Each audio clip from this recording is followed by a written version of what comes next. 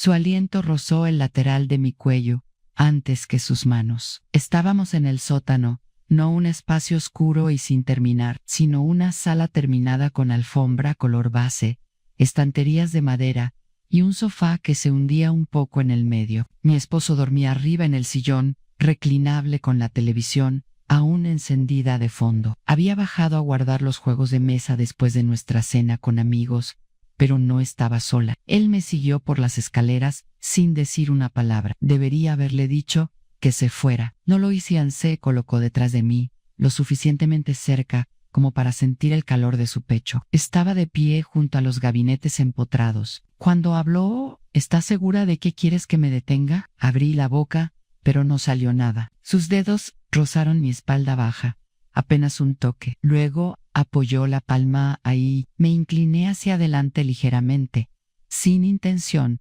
solo por reflejo, y eso fue todo el permiso que necesitó. Me jaló hacia él, sus manos deslizándose bajo mi suéter, recorriendo la piel sobre la cintura. Se me cortó la respiración. Sus labios rozaron justo detrás de mi oreja y sentí cómo comenzaban a temblarme las rodillas. Me giró con suavidad y me guió hasta el sofá. Los cojines cedieron. Bajo nuestro peso, no tenía prisa. Cada movimiento era deliberado, lento, como si no quisiera tomar nada que yo no estuviera dispuesta a dar.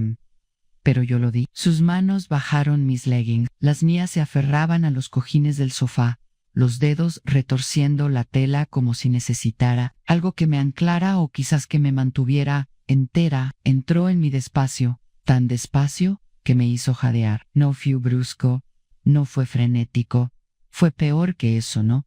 Fue intencional. Su ritmo era constante, profundo, controlado, y cada movimiento hacía más difícil fingir que eso no estaba ocurriendo de verdad. Mis caderas se alzaron hacia él, mi respiración se rompía en jadeos irregulares. Susurré su nombre una vez, por carico, sino porque ya no podía contenerlo. Su mano estaba bajo mi muslo, ahora acercándome más. Su otro brazo se apoyaba contra el respaldo del sofá, encerrándome. Incliné la cabeza hacia arriba y vi el ventilador del techo girando en silencio sobre nosotros. Fue en ese momento que entendí que realmente lo estábamos haciendo en mi casa. Con mi esposo arriba, apreté la mandíbula para evitar el sonido que casi escapaba de mi garganta. Él empujó más profundo y mi cuerpo traicionó cada voto que alguna vez hice. Pensaba que sabía dónde estaban mis límites hasta que él los cruzó. Tengo 39 años.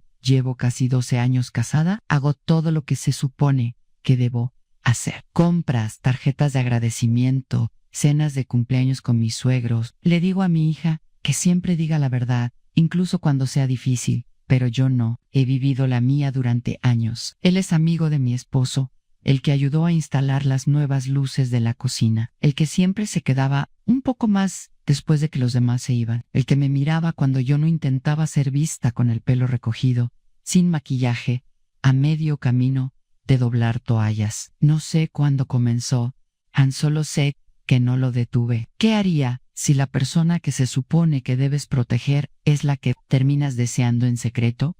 Porque eso fue lo que pasó. Y lo que lo hace peor es que no fue un accidente, no fue un impulso del momento, ni un juicio nublado por el vino. Fue más lento, fue más profundo, y fue demasiado para mí porque no me arrepentí. No en ese momento, no cuando besó mi hombro al terminar, no cuando se subió la cremallera y me dijo que no debió haber bajado, no cuando me quedé sentada en ese sofá un minuto entero, después de que se fue, temblando, no por miedo, no por repulsión, sino por la parte de mí que acababa de despertar tras años dormida. Algunos no rompemos las reglas por accidente, caminamos directo hacia el fuego. Si alguna vez lo hiciste, sabiendo perfectamente el precio que tendría, esta historia es para ti. Dale like y suscríbete. No somos tan raras como aparentamos. Yo solía ser alguien que seguía las reglas. Me despertaba a las 6, preparaba café, armaba almuerzos,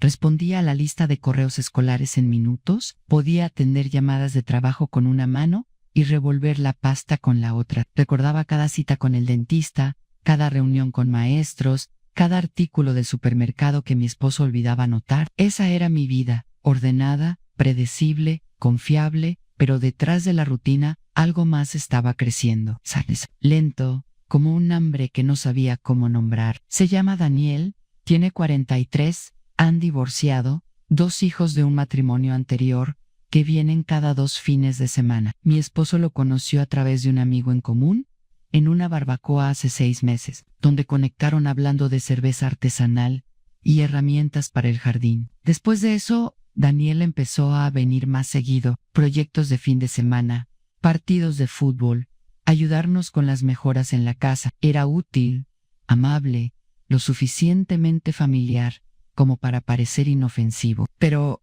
incluso entonces lo sentí, la forma en que su mirada se detenía un segundo más de lo debido, la forma en que sus cumplidos eran demasiado específicos, como si no solo estuviera siendo amable.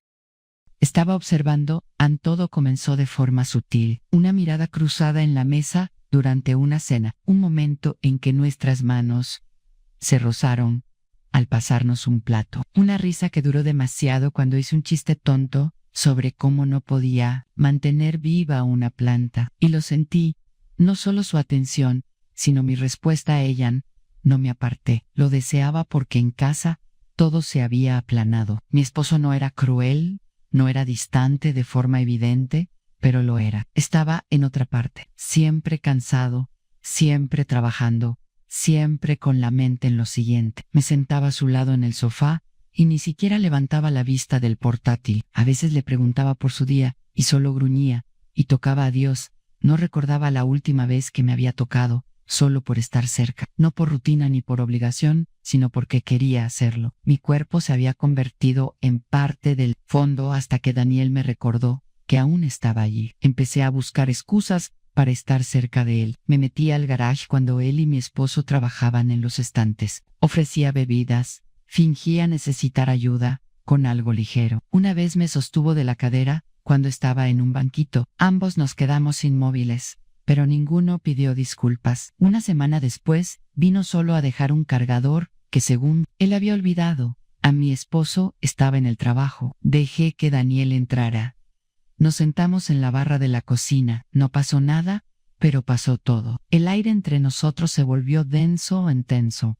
Le pregunté si quería café. Dijo que sí, pero no me moví para prepararlo. Solo nos miramos un segundo más de lo debido. ¿Estás bien?, preguntó. No lo respondí con demasiada sinceridad. Él asintió como si ya lo supiera. Desde ese momento empezó la culpa. Antes de que pasara algo físico, cada mirada se sentía como una traición. Cada pensamiento secundario se volvía más difícil de ignorar. Me encontraba mirando mi reflejo en el espejo del baño, después de que él se iba, preguntándome qué veía en mí, que empezaba yo a ver en mí misma. Fue entonces cuando supe que estaba en problema, porque lo peor no era que me estuviera resbalando, era lo viva que me sentía mientras lo hacía. Intenté salir de eso. Programé citas con mi esposo, inicié conversaciones, me dije a mí misma que debía volver a enfocarme, pero nada funcionaba. Estaba cumpliendo rutinas que ya no sentían conexión con nada. Entonces Daniel empezó a escribirme, no muy seguido, nunca con coqueteo abierto, siempre casual, pero con el suficiente subtexto para sentirse peligroso. ¿Tu pasta? Estaba mejor que la del restaurante. Debiste ver tu cara cuando clavaste ese tornillo. La próxima vez que tu esposo se olvide cómo programar el termostato, solo llámame. Yo respondía con carita sonriente, una palabra, respuestas breves que no cerraban la puerta. Y así fue como la puerta quedó abierta hasta la noche de la cena, aquella en la que los demás se fueron temprano, en la que mi esposo se quedó dormido en el sillón, en la que bajé al sótano a ordenar, y Daniel me siguió como si nada, como si ya estuviera entendido, y ahora no puedo mirar ese sótano sin sentir el peso de su cuerpo, el tirón, la forma en que me hizo sentir que no me habían tocado en años, y qué aterrador fue darme cuenta de que tal vez era verdad. He pasado cada día desde entonces fingiendo que nada ha cambiado, doblando ropa, preparando almuerzos, haciendo café, pero me siento distinta, y sí, aunque nadie más lo sepa, que crucé una línea que no puedo deshacer y todavía estoy del lado equivocado de esa línea. Lo peor de cruzarla es lo fácil que se vuelve quedarse ahí. Daniel no mencionó lo que pasó esa noche, no directamente, pero la siguiente vez que vino, me miró diferente. No con Amber, no con arrogancia, solo con complicidad, como si estuviéramos guardando un secreto que ya se había grabado en nuestra piel. Dijo que tenía un filtro extra para el sistema de agua, el que mi esposo seguía olvidando reemplazar. Yo estaba doblando toallas en la lavandería cuando golpeó la puerta trasera. Ni siquiera pregunté por qué vino por ahí. Estaba de pie con el filtro en la mano. Y esa media sonrisa que usaba cuando estaba probando mis límites, ese tipo de sonrisa que no pedía permiso porque asumía que no iba a decir que no. No hablamos mucho. Me entregó la caja. Nuestros se rozaron de nuevo, ese ya familiar destello de calor que vivía demasiado cerca de la memoria. ¿Estás bien?, preguntó. Era la tercera vez que me hacía esa pregunta. No respondí más honesta de lo que debería haber sido, pero estoy acostumbrada. Parecía que quería acercarse más, pero no lo hizo. Se fue sin insistir y lo odié por eso, porque quería que lo hiciera, porque no confiaba en mí misma para no jalarlo si él daba un paso más. Esa noche no pude dormir. Me acosté al lado de mi esposo y me quedé mirando el techo. El silencio entre nosotros, más ruidoso que cualquier pelea que nunca habíamos tenido. Quería despertarlo, quería decirle que me viera otra vez, que me tocara, que me hiciera sentir como algo más que una fecha marcada en su calendario, pero no lo hice. Me giré, revisé el teléfono y vi que Daniel había escrito: no quise tomarte por sorpresa hoy. No respondí, pero lo leí 7 veces. Unos días después, le tocaba a Daniel recibir a los chicos para la noche de póker. Mi esposo me pidió que lo ayudara a llevar unas sillas. Llegamos alrededor de las 6. Llevé una bandeja con aperitivos. Daniel me saludó en la puerta como si nada fuera diferente, pero cuando nuestras manos se encontraron en el bol de papas fritas, su pulgar rozó el mío solo una vez suavemente, y casi se me cae todo. A más tarde, entré para usar el baño. Cuando abrí la puerta, Daniel estaba ahí en el pasillo. Ambos nos quedamos paralizados. Perdón, dije rápidamente. No sabía que tú estás bien, pero ninguno de los dos se movió. El aire se tensó entre nosotros. El pasillo era angosto, paredes pintadas de azul oscuro, solo una lámpara suave, iluminando desde el cuarto de invitados cercano. Estaba cerca de tocarme, pero lo bastante para que la tensión entre nosotros volviera a encenderse. ¿Por qué me seguiste esa noche?, pregunté en voz baja. Él tragó saliva bajo la mirada. ¿Por qué no me dijiste que no lo hiciera? Number, dije nada. ¿Quieres que deje de venir?, preguntó.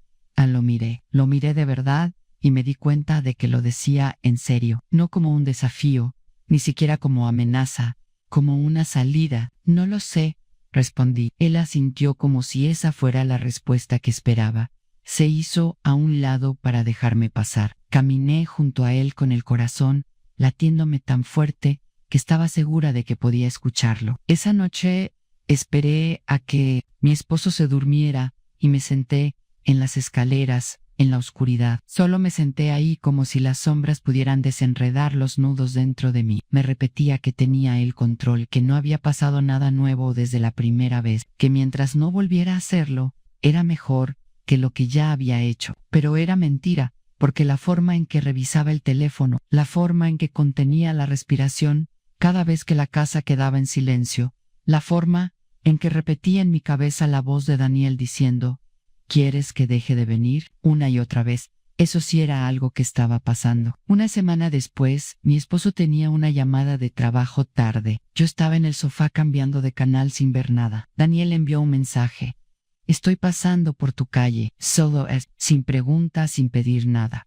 Pero igual le respondí: las luces del salón están apagadas. El vino estacionó unas casas más abajo. Lo observé por la cortina mientras se acercaba a la puerta lateral. Silencioso, cauteloso. Esta vez nos sentamos en la cocina frente a frente, sin tocarnos, solo respiración, cercanía y la certeza de que todo esto estaba mal. No vine por nada, dijo él. Lo sé, pero quería que vinieras. Yo también quería venir. ¿Ves que alguno de los dos lo decía en voz alta, y de algún modo decirlo fue más peligroso que todo lo que ya habíamos hecho. Él se levantó primero. Ann dijo que debía irse. Asentí, no lo detuve, pero tampoco lo acompañé hasta la puerta. Me quedé sentada en la mesa con las yemas de los dedos sobre la madera, sintiendo el calor donde sus manos habían descansado. Y fue entonces cuando me di cuenta de que esto ya no era tentación, era deseo profundo, diario, peligroso. No nos habíamos tocado de nuevo todavía, pero en todo lo que realmente importaba, ya lo habíamos hecho. Ocurrió un domingo, justo después de la lluvia. El cielo seguía gris. Nuestra hija estaba en una pijamada. Mi esposo había salido de improviso a visitar a su hermano. Alguna emergencia menor, un tubo roto o algo así. Le dije que me quedaría para adelantar la ropa. Me besó la mejilla y dijo: «No me esperes. Despierta». No lo hice, le escribí a Daniel antes de darme cuenta siquiera de que lo estaba haciendo. «Aún tienes mi taladro, ¿verdad?». Él respondió 10 minutos después. Llegó en 15. Esperé en el garage, fingiendo reorganizar las cajas de almacenamiento. Podía sentir ese cosquilleo en los dedos, ese nerviosismo ligero que aparece justo antes de caer. Apareció con una sudadera gris y jeans, el cabello aún húmedo por la lluvia. No traía el taladro. No pregunté. Entró y cerró la puerta del garage detrás de él, y por un momento solo nos quedamos ahí de pie, los dos rodeados de cajas de adornos, latas de pintura y el olor a concreto húmedo. «Dime Q, Sarah, la última vez», dije. «No te voy a mentir», respondió en voz baja. Caminó hacia mí lento, con intención. No retrocedí. Su mano tocó mi cintura cálida a través del algodón de mi camiseta. Lo miré y vi el dolor en su rostro. No deseo, dolor, del tipo que dice: «Sé que esto está mal y aún así lo quiero». Me besó suave, con cuidado. Luego, otra vez, más profundo. Mis manos ya estaban en su cabello antes de que me diera cuenta. Su respiración se quebró cuando deslicé mi pierna entre las suyas. Se quitó la sudadera. Su piel estaba tibia y olía levemente a sudor y a algo limpio, como ropa recién lavada y cedro. Me levantó con suavidad, como si no pesara nada, y rodeé su cintura con las piernas. Mi espalda chocó con la fría pared del garaje. Su boca descendió hasta mi cuello. Temblé. «No deberíamos estar haciendo esto», susurré. «Lo sé», pero su cuerpo se presionó contra el mío con ese ritmo lento y deliberado que hacía que todo lo demás desapareciera. Mi cabeza cayó hacia atrás. Mis dedos se aferraron a sus hombros. Cada parte de mí se aferraba al error y no lo soltaba. Se movía dentro de mí con control, no como si quisiera tomarme, sino como si quisiera sostenerme. Cada empuje era más lento, más profundo, medido. Me miraba a los ojos cuando yo no podía mirar dentro de mi propio corazón. Mi talón golpeó una estantería. Una caja se tambaleó, pero no cayó. Hundí mi rostro en su hombro, ahogando el sonido que escapó de mi garganta. No fue brusco, no fue apresurado, fue devastador, porque se sintió como algo más que un secreto, más que un error. Se sintió como una puerta que ya no podía cerrar. Cuando terminó, no se movió de inmediato. Me sostuvo ahí contra la pared, respirando con dificultad, su frente apoyada contra la mía, como si ambos tuviéramos miedo de lo que acabábamos de hacer. Aún me temblaban las piernas cuando finalmente me bajó. Alcancé mi ropa interior. Me la subí lentamente, tratando de ocultar cuánto me temblaban las manos. Él me observaba en silencio. «Esto lo cambia todo», dije. «Ya lo hizo», respondió él. Asentí. Quise llorar, pero no lo hice. Me ayudó a volver a colocar las cajas, las que había fingido organizar. Luego me besó una vez más, no como un hombre orgulloso, sino como alguien que no sabía cuándo volvería a tener permiso para tocarme. Luego se fue por la puerta lateral en silencio. Me quedé ahí en el garage con la puerta aún cerrada, las luces tenues, el cuerpo aún vibrando por lo que acababa de pasar. La lluvia había comenzado de nuevo, suave esta vez, como si estuviera lavando el exterior de la casa, mientras por dentro todo seguía sucio. Me di una ducha larga, hirviendo. Mi piel se puso rosada por no say few, la culpa, el deseo, el hecho de que había vuelto a abrir la puerta otra vez. Solo que esta vez no fue un accidente, no fue calor del momento, ni confusión, ni un resbalón. Fue una decisión, y la tomé con los ojos bien abiertos. Esa noche no dormí. Me acosté en la cama junto a mi esposo, aún húmeda de la ducha, la piel en carne viva, cada nervio vibrando bajo las sábanas. Él roncaba suavemente con la mano sobre el estómago, como si nada en el mundo lo preocupara, como si todo en su vida fuera estable. Y yo no podía dejar de ver el rostro de Daniel, no su expresión al besarme, sino la que tenía después, como si quisiera decir algo y no supiera si tenía derecho. A la mañana siguiente, me desperté temprano y me senté en el suelo del baño, con mi taza de café apoyada contra el gabinete, mirando el mismo punto del azulejo durante lo que pareció una hora. Seguía reproduciendo en mi mente el momento contra la pared del garaje, la forma en que su mano encontró la nuca, el sonido de su respiración cuando susurró mi nombre, la forma en que mi cuerpo le respondió antes de que mi conciencia pudiera oponerse. Me prometí que no lo volvería a ver, que habíamos cruzado la línea otra vez y que ahora debía terminar. Me juré que se había acabado, pero no lo creía. Y lo peor es que no quería que fuera así. Pasaron 3 días. Evitaba el garage. No podía caminar por ahí sin sentir que se me tensaban los muslos, sin oír el eco de su voz. Doblé la ropa con demasiada concentración. Organicé el refrigerador como si eso pudiera redimirme. Revisé los formularios de la escuela de mi hija 3 veces, solo para mantener mis manos ocupadas. Y entonces lo vi de nuevo. Daniel apareció durante la cena. No dentro. Solo una visita rápida. Mi esposo lo había invitado para mirar algo. En la cerca ni siquiera me avisaron. Llevaba puesto el delantal con las manos aún pegajosas de salsa barbacoa. Abrí la puerta y ahí estaba él, y me golpeó tan fuerte que casi se me corta la respiración. No dijimos nada al principio, solo cruzamos miradas por un segundo demasiado largo. Sentí el corazón latir en mi garganta y me pregunté si él podía oírlo. Hola, dijo suavemente. Hola, respondí. Entró para saludar a mi esposo. Pasó junto a mí tan cerca que sentí el aire cambiar. Su hombro rozó el mío apenas, y el estómago se me hundió. La cena fue normal, bromas, cerveza, conversación, pero yo me estaba deshaciendo en silencio. Cuando salieron a revisar la cerca, me quedé en el fregadero, lavando platos que no necesitaban lavarse. Los escuché reír afuera. Escuché a mi esposo decir algo sobre buena ayuda y confianza. La palabra me golpeó como una bofetada en confianza.